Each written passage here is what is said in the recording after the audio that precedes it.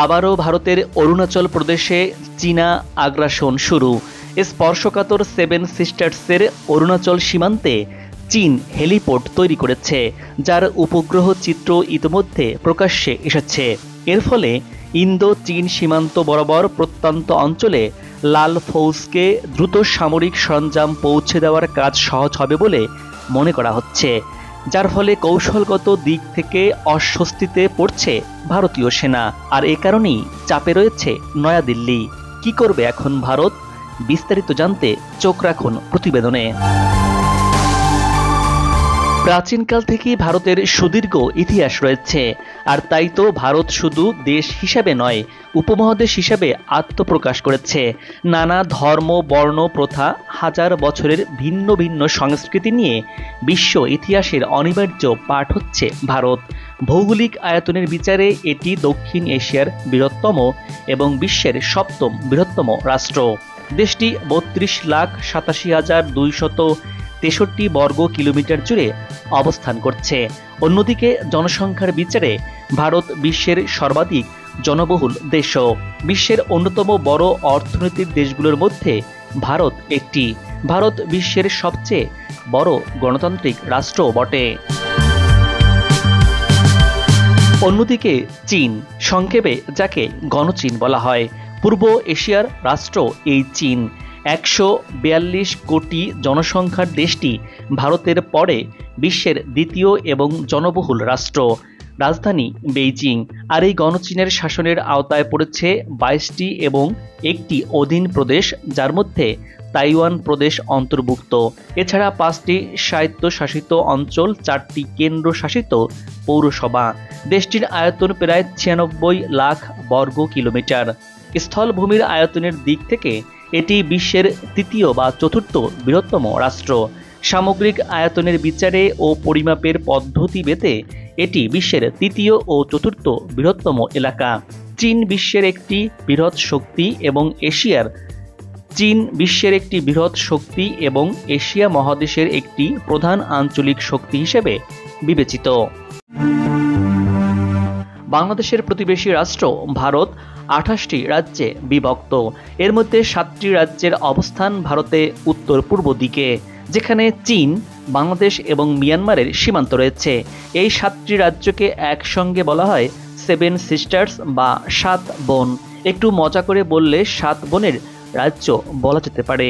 Seven সিস্টার্সে Arunachal, Assam, Manipur, Meghalaya, Mizoram, Nagaland ও ত্রিপুরা রাজ্য জুড়ে বিস্তৃত। এই ৭ রাজ্যের আয়তন ভারতের মোট আয়তনের প্রায় ৭%। এসব রাজ্যগুলো একে অপরের উপর নির্ভরশীল হলেও সংস্কৃতি এবং পরিবেশের দিক থেকে সম্পূর্ণ আলাদা, তারা স্বতন্ত্র। এই ৭টি রাজ্যে জাতিগত এবং ধর্মীয় বৈচিত্র্য বিদ্যমান থাকলেও রাজনৈতিক, সামাজিক এবং অর্থনৈতিক ক্ষেত্রে তাদের অনেক মিল রয়েছে। এসব রাজ্যের বেশিরভাগ মানুষই নানা আদিবাসী জাতি এবং উপজাতি সম্প্রদায়ের। ভূ রাজনৈতিকভাবে এদের অবস্থান, প্রাকৃতিক সম্পদ এবং বৈচিত্র্যময় সামাজিক কাঠামোর কারণে সারা বিশ্বে অতুলনীয়। সেভেন সিস্টার্স বলতে উত্তর পূর্ব ভারতের ৭টি রাজ্যকে বোঝানো হয়। এসব রাজ্যে ভৌগোলিক, ঐতিহাসিক এবং সাংস্কৃতিক সাদৃশ্যের কারণে এই নামে পরিচিত হয়েছে। এই ৭টি রাজ্য ভারতীয় উপমহাদেশের প্রাচীন ইতিহাস এবং বৈচিত্র্যময় সাংস্কৃতিক ঐতিহ্যের ধারক ও বাহক। এসব অঞ্চলে গারো, খাসিয়া, বোড়ো, মিজোদের মতো অনার্য আদিবাসী রাজাদের শাসন ছিল। মিজোরাম এবং মণিপুর রাজ্য আসামের বরাক উপত্যকার মাধ্যমে ভারতের বাকি অংশের সাথে যুক্ত। এই আন্তঃনির্ভরতার কারণে ১৯৭২ সালে এই ৭টি রাজ্যকে সেভেন সিস্টার্স বা ৭ বোনের মর্যাদা দেয়া হয়। ত্রিপুরার সাংবাদিক জ্যোতি প্রসাদ সাইকিয়া সর্বপ্রথম রাজ্যগুলোকে একাত্রে সেভেন সিস্টার্স নামে উল্লেখ করেন। আসামের মাধ্যমে রাজ্যগুলো ভারতের মূল ভূখণ্ডের সঙ্গে যুক্ত হয়েছে। আগে এসব রাজ্য ভারতের অন্তর্ভুক্ত ছিল না। মূল ভারতীয় ভূখণ্ডের সঙ্গে উত্তর পূর্ব ভারত এই করিডোরের মাধ্যমে যুক্ত। যদি এই করিডোর না থাকতো তাহলে মূল ভারতীয় ভূখণ্ডের সঙ্গে উত্তর পূর্ব ভারতের যোগাযোগ বিচ্ছিন্ন হতো, কারণ উত্তর পূর্ব ভারত পুরোপুরি স্থল বেষ্টিত। এর আশেপাশে কোথাও কোনো সমুদ্র নেই। এতে করে খানিকটা ঝুঁকির মধ্যে থাকতে হয় ভারতকে, কেননা পাশেই চীন ওত পেতে বসে রয়েছে। চিকেন নেক মানচিত্রে উত্তরবঙ্গের অংশ হিসেবে উল্লেখযোগ্য। চিকেন নেকের পশ্চিমে নেপাল এবং পূর্বে বাংলাদেশের সীমান্ত রয়েছে। মানচিত্রে এটি এমনভাবে স্থাপন করা হয়েছে যে এটি একদিকে ভারতের অভ্যন্তরীণ সংযোগ নিশ্চিত করে, অন্যদিকে আন্তর্জাতিক সীমান্তের ঘনিষ্ঠতাও দেখতে পাওয়া যায়। রাজনৈতিকভাবে অরুণাচল প্রদেশের অনেক বড় অংশকে দক্ষিণ তিব্বত হিসাবে চিহ্নিত করে চীন। ওই অংশকে তারা চীনের অন্তর্গত হিসেবে দাবিও করে। সার্বিক বিবেচনায় শিলিগুড়ি করিডোর অ্যাকিলিক্সের গোড়ালি হিসেবে বিবেচিত। ভারতের মানচিত্রে শিলিগুড়ি শহরের কাছে অবস্থিত এই করিডোরটা অনেকটা বাঁকানো মুরগির ঘাড়ের মতো দেখায় বলে এই জায়গাটাকে অনেকে চিকেন স্নেক বলেও বর্ণনা করেন। এই করিডোরের সবচেয়ে সরু অংশটা মাত্র 21 কিলোমিটারের চওড়া, যার আশেপাশে রয়েছে অন্তত 4টি দেশের আন্তর্জাতিক সীমান্ত। এই দেশগুলো হলো চীন, নেপাল, ভুটান এবং বাংলাদেশ। চিকেন স্নেক বাংলাদেশের জন্য ভূ রাজনৈতিক এবং অর্থনৈতিক দিক থেকে অত্যন্ত গুরুত্বপূর্ণ। এটি ভারতের উত্তর পূর্বাঞ্চলীয় রাজ্যগুলোর সাথে বাংলাদেশের সহজ এবং দ্রুত সংযোগের একটি গুরুত্বপূর্ণ রুট। বাংলাদেশ ভারত বাণিজ্যিক সম্পর্ক উন্নয়নে এবং যোগাযোগ ব্যবস্থা শক্তিশালী করতে চিকেন স্নেকের ভূমিকাও বেশ উল্লেখযোগ্য। এ অঞ্চলের শান্তি এবং স্থিতিশীলতা বজায় রাখতে সাহায্য করে। বাংলাদেশ, নেপাল ও ভুটান সীমান্ত এই 3 দিক দিয়ে ঘেরা করিডোরটি। এ থেকে চীনের নিয়ন্ত্রণে থাকা তিব্বতের চুম্বি ভ্যালির দূরত্ব মাত্র 130 কিলোমিটার। বিশেষজ্ঞরা বলছেন, চীনা সামরিক বাহিনী শুধু 130 কিলোমিটার এগিয়ে এলেই পশ্চিমবঙ্গের একাংশ সহ উত্তর পূর্বাঞ্চলীয় রাজ্যগুলো থেকে বাকি ভারত পুরোপুরি বিচ্ছিন্ন হয়ে পড়বে। ভারতকে চাপে ফেলতে এই অঞ্চলটিতে ঘাপটি মেরে বসে থাকা চীন এবার নড়েচড়ে বসেছে। চলতি মাসেই অরুণাচল প্রদেশের স্থানীয় বাসিন্দারা জানিয়েছেন, ভারতের উত্তর পূর্বাঞ্চলীয় কৌশলগত গুরুত্বপূর্ণ 7 সিস্টার্সের অন্তর্ভুক্ত অরুণাচল প্রদেশের ভারতীয় ভূখণ্ডের প্রায় 60 কিলোমিটার ভেতরে ঢুকে পড়েছে চীনের সামরিক বাহিনী। শুধু তাই নয়, ভারতীয় ভূখণ্ডে ঢুকে অরুণাচল প্রদেশের আনজাও জেলার কাপাপু এলাকায় ক্যাম্পও গঠন করেছে চীনের পিপলস লিবারেশন আর্মি। সীমান্তে বিশেষ করে 7 সিস্টার্সে একের পর এক উদ্বেগের খবরে ভারতের কপালে চিন্তার রেখা দীর্ঘ হচ্ছে। দেশটির সীমান্তবর্তী প্রায় সব রাজ্যেই একের পর এক চলছে উত্তেজনা, আর এ নিয়ে ভারত জুড়ে চলছে সমালোচনা। আর এই আলোচনা সমালোচনা ছড়িয়ে পড়ছে ভারত চীনের বাইরের দেশেও। সেই সাথে ভারতের বিরোধীরাও জবাবদিহি চাইছে নরেন্দ্র মোদী প্রশাসনের কাছে। ভারতের অরুণাচল প্রদেশের 60 কিলোমিটার এলাকা দখলের পর এরই মধ্যে অরুণাচল প্রদেশের লাইন অফ অ্যাকচুয়াল কন্ট্রোলে চীনের হেলিপ্যাড নির্মাণের খবর প্রধান শিরোনাম হয়ে এসেছে ভারতের গণমাধ্যম NDTV সহ বেশ কিছু মাধ্যমে। সাধারণত বড় কোনো যুদ্ধের আগে এই ধরনের হেলিপ্যাড নির্মাণ করা হয়। আর এতে করেই সীমান্তে চীনা আগ্রাসন নিয়ে উদ্বেগ আরও বাড়ল, কারণ এবার অরুণাচল প্রদেশের কাছে হেলিকপ্টার বন্দর গড়ে তুলেছে। অরুণাচলে প্রকৃত নিয়ন্ত্রণ রেখার 20 কিলোমিটার পূর্বে চীন নতুন করে হেলিকপ্টার বন্দর গড়ে তুলছে বলে জানা গিয়েছে। সেখানে চীনা বাহিনীর গতিবিধি ধরা পড়েছে কৃত্রিম উপগ্রহের তোলা ছবিতে। দ্রুত সেনা সরঞ্জাম সরবরাহের জন্য হেলিকপ্টার ওঠানামার বন্দরটি তৈরি করা হচ্ছে বলে মনে করা হচ্ছে।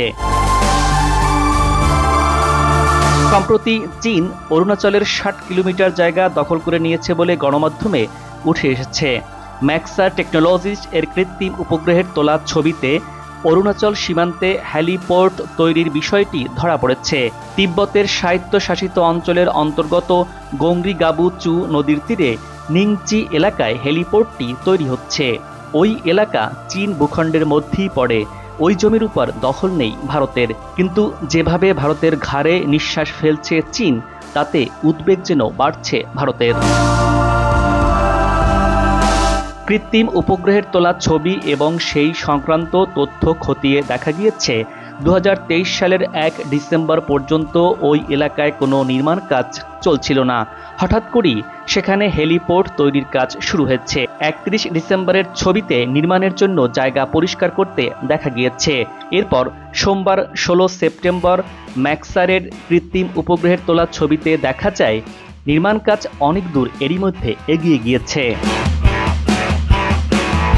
নির্মাণাধীন হেলিপোর্টটিতে 600 মিটার দীর্ঘ রানওয়ে রয়েছে। সেখান থেকেই ওঠানামা করবে হেলিকপ্টার, যা উঁচু পার্বত্য এলাকার সঙ্গে সামঞ্জস্যপূর্ণ। বেশি ওজনের সরঞ্জামও ওঠানামা করতে পারবে সেখানে। হেলিপোর্টে অন্তত 3টি হ্যাঙ্গারও দেখা গিয়েছে, একটি অ্যাপ্রন এলাকা, এয়ার ট্রাফিক কন্ট্রোল পরিষেবা এবং একাধিক ভবনও রয়েছে সেখানে। চীনা হেলিপোর্টটি ঠিক কোথায় নির্মিত হচ্ছে তা নির্দিষ্টভাবে চিহ্নিত করে দেখিয়েছেন ভৌগোলিক স্থান নিয়ে গবেষণা করা ডোমিয়েন সাইমন। হেলিপোর্টটি তৈরি হচ্ছে নজরদারি চালানো থেকে তথ্য সংগ্রহ, সেনা সরঞ্জাম সরবরাহের কাজ আরও দ্রুত গতিতে এগিয়ে নিয়ে যেতে পারবে চীন। ঘন জঙ্গল এবং বন্ধুর পার্বত্য অঞ্চলে এতদিন বিচরণে সমস্যার মুখোমুখি হতে হচ্ছিল চীনের। এবার সেই সমস্যা ঘুচতে চলেছে। হেলিপোর্টটি 2 কাজে ব্যবহৃত হতে পারে বলে জানা যাচ্ছে। প্রত্যন্ত এলাকায় চীনা নাগরিকদের সরিয়ে এনে গ্রাম গড়ে তোলা এবং সেখান থেকে সামরিক কাজকর্ম চালিয়ে যাওয়া। হঠাৎ করে যুদ্ধ বাঁধলে সেখান থেকে মোকাবেলা করাই লক্ষ্য ড্রাগন বাহিনীর। তবে চীনের গতিবিধির ওপর নজর রয়েছে বলে জানিয়েছে ভারত। সেই সাথে হেলিপোর্ট তৈরির বিষয়টি সম্পর্কে তারা অবগত আছে বলেও জানিয়েছে ভারত। অরুণাচল প্রদেশের সীমান্তের দিবাং উপত্যকা এবং আঞ্জো জেলা উভয়ই স্পর্শকাতর এলাকা হিসেবে বিবেচিত। এসব এলাকার প্রকৃত মালিকানা নিয়ে বেইজিং নয়াদিল্লির মধ্যে দ্বিমত রয়েছে। ভারতীয় সেনাবাহিনীর ইস্টার্ন কমান্ডের সাবেক এক কর্মকর্তা গণমাধ্যমকে জানিয়েছেন, এই হেলিপোর্ট ভারতের জন্য একটি হুমকি স্বরূপ, যা গুরুতর। এই বিষয়টির প্রতি গুরুত্ব দেওয়া উচিত এবং প্রয়োজনে উপযুক্ত জবাব দেওয়া উচিত বলে মনে করেন ভারতীয় এই সাবেক সেনা কর্মকর্তা। চলতি মাসেই অরুণাচল প্রদেশের স্থানীয় বাসিন্দারা জানিয়েছেন, 7 সিস্টার্সের অন্তর্ভুক্ত অরুণাচল প্রদেশের ভারতীয় ভূখণ্ডের প্রায় 60 কিলোমিটার এলাকায় ঢুকে পড়েছে চীনের সামরিক বাহিনী। শুধু তাই নয়, ভারতীয় ভূখণ্ডে ঢুকে অরুণাচল প্রদেশের আনজাও জেলার কাপাপু এলাকায় ক্যাম্পও করেছে চীনের পিপলস লিবারেশন আর্মি। সাম্প্রতিক সময়ে বেইজিং ভারত চীন সীমান্তের কাছাকাছি জায়গায় হাজারো ছোট ছোট গ্রাম নির্মাণের উদ্যোগ হাতে নিয়েছে এমন অভিযোগ রয়েছে। বিশ্লেষকদের মতে এই কৌশলের মাধ্যমে LACর আশেপাশে থাকা বিতর্কিত অঞ্চলগুলো ধীরে ধীরে দখল করে নেবে চীন। সব মিলিয়ে বেইজিংয়ের এই উদ্যোগে বেশ চাপের মুখেই পড়েছে নয়াদিল্লি। একদিকে যখন অরুণাচল সীমান্তে ড্রাগনের বাড়ন্ত, অন্যদিকে লাদাখে পাংগং হ্রদের উত্তর এবং দক্ষিণ তীরের একাংশ জুড়ে পাকাপোক্ত কনক্রিটের সেতু তৈরি করে ফেলেছে চীন। 400 মিটার দীর্ঘ ব্রিজের কাজ এরই মধ্যে সমাপ্ত করেছে লাল ফৌজ। রীতিমতো হালকা ওজনের গাড়ি চলাচল শুরু করেছে ওই সেতুর ওপর দিয়ে। এখানে একটি বিষয় জানিয়ে রাখতে হয়, 1958 সাল থেকেই পাংগং হ্রদের এই অংশ চীনা দখলে। সব মিলিয়ে উদ্বেগ যেন বেড়েই চলছে ইন্দো চীন সীমান্তে। দর্শক, আজ এ পর্যন্তই। ভিডিওটি কেমন লাগলো আশা করি কমেন্টস করে জানাবেন। আগামীতে আবারও দেখা হবে নতুন কোনো ভিডিও চিত্র নিয়ে। ভালো থাকুন, নিরাপদে থাকুন এবং সাথেই থাকুন।